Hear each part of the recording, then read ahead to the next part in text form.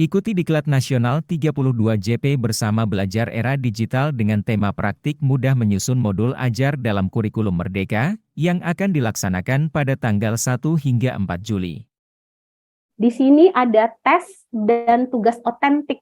Ya, mohon perhatikan tabel tes dan tabel tugas otentik. Jadi tabel indikator nanti dulu ya, tabel indikator nanti dulu.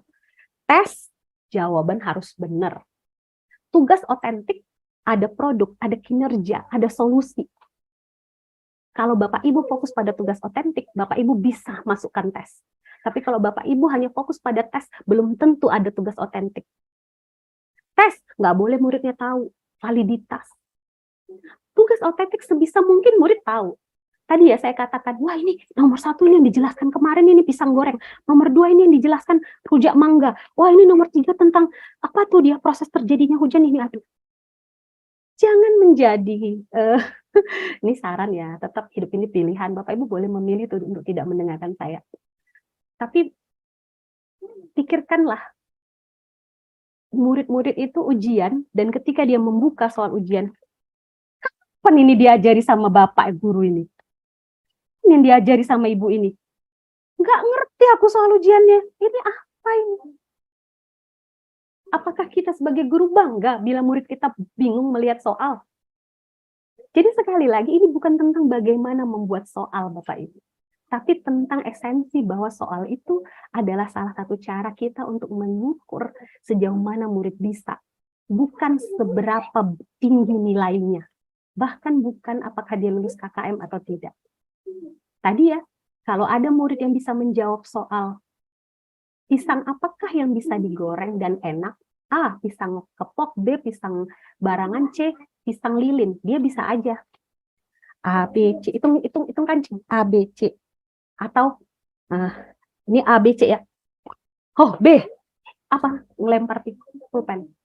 Tapi, kalau dia misalnya benar-benar terlibat dalam proses pembelajaran, ketika ada soal ujian, pisang kepok, pisang barangan, atau pisang lilin, dia akan ingat, oh waktu itu, seperti Edgar Bell tadi ya, saya ingat nih, guru saya ngajarinnya waktu itu. Apa ya? Oh ini. Di sini Bapak Ibu adalah guru-guru yang mantan murid ya, pasti mantan murid ya, nggak ada yang langsung lahir jadi guru ya.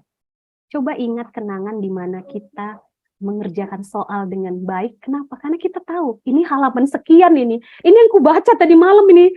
Dibandingkan ketika kita baca soal dulu sebagai murid, ini kapan ini dipelajarinya?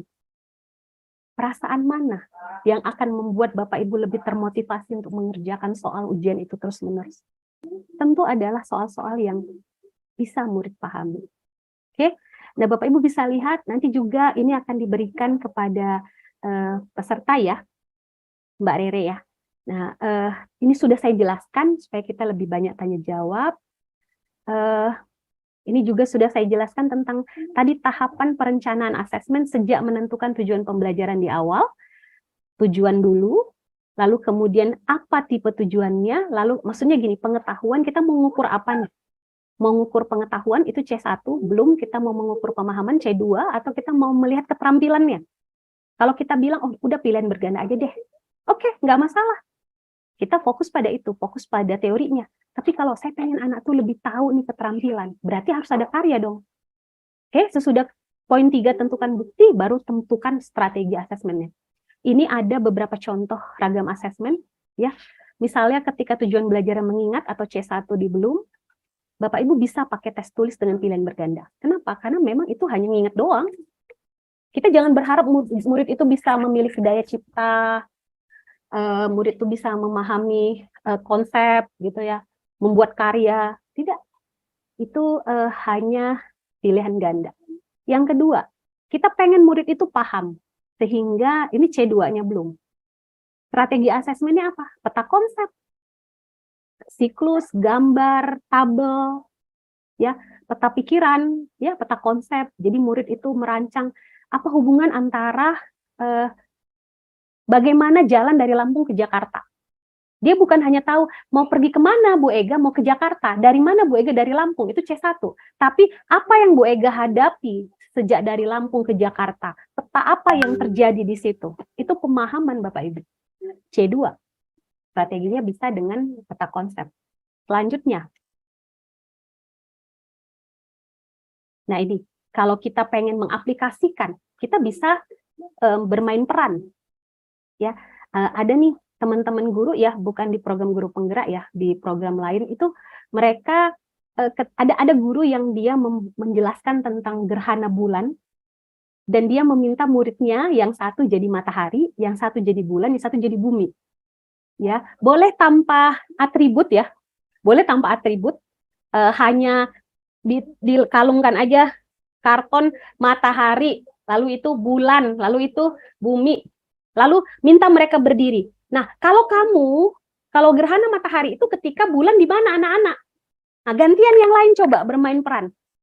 Pasti dia lebih ngerti gimana proses terjadinya gerhana, dan ketika itu strategi asesmennya adalah bagaimana anak memainkan peran itu. Dan ini bisa sih ada guru-guru yang akhirnya mendandani muridnya dengan bumi, dari kertas karton dikasih gambar, jadi murid itu dibagi kelompok, lalu kemudian benar-benar dipermak tuh, jadi yang matahari itu benar-benar jadi matahari ya, dipakai gerling-gerling gitu ya, glitter-glitter matahari gitu ya. Bisa kebayang nggak? Tapi ada yang hanya pakai kalung aja, mungkin dana, tapi itu udah main peran. Main peran tuh nggak harus mahal. Kalau kita ingin menganalisis, berarti strateginya kita bikin dengan laporan kegiatan. Laporan kegiatannya itu yaitu tadi, misalnya menggoreng pisang aja kita bisa bikin laporan kegiatannya loh. Saya masih punya waktu tidak? Sudah 20-30.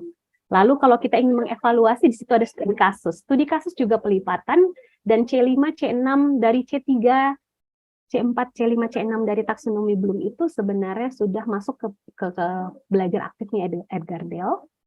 Nah ini saya ambil langsung dari panduan pembelajaran dan asesmen dari Kementerian Pendidikan. Bagaimanapun Bu Ega, kita juga pasti butuh membuat nilai yang berupa angka. Saya tahu pasti akan ada pertanyaan itu. Bu Ega udah panjang lebar, intinya kan tetap harus ada angkanya Bu Ega. Nah, ini ya adalah salah satu cara rubrik yang ditawarkan oleh kementerian, dan menurut saya cukup bagus. Misalnya nih, tujuan pembelajarannya mampu menguraikan manfaat sumber energi. Buktinya apa? Mampu menguraikan, belum mampu, menguraikan dengan satu contoh, menguraikan dengan dua contoh, menguraikan lebih dari dua contoh. Bapak Ibu bisa pakai ini. Perlu bimbingan cukup baik dan sangat baik. Walaupun saya sering ketemu dengan guru, Bu Ega kalau dikategorisasikan 4 ini saya agak ribet. Gimana kalau kategorisasinya itu cuma 3? Nggak masalah. Kementerian Pendidikan juga tidak mempermasalahkan itu. Ini contoh. Bisa Bapak Ibu pakai, bisa Bapak Ibu ATM. Amati, tiru, modifikasi.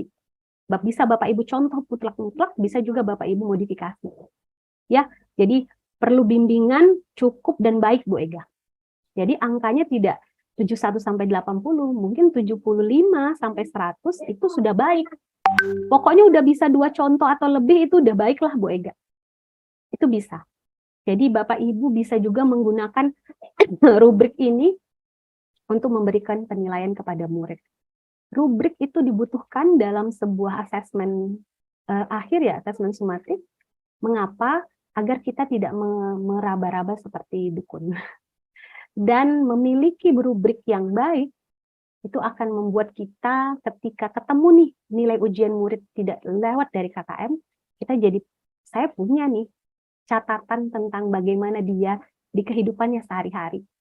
Oh, dia ternyata tidak bisa soal ujian seperti guru yang tadi ya, dia tidak bisa jawab tulisan siapa namamu, tapi saya pernah tanya, namanya siapa? Dia jawab, Ega Bu.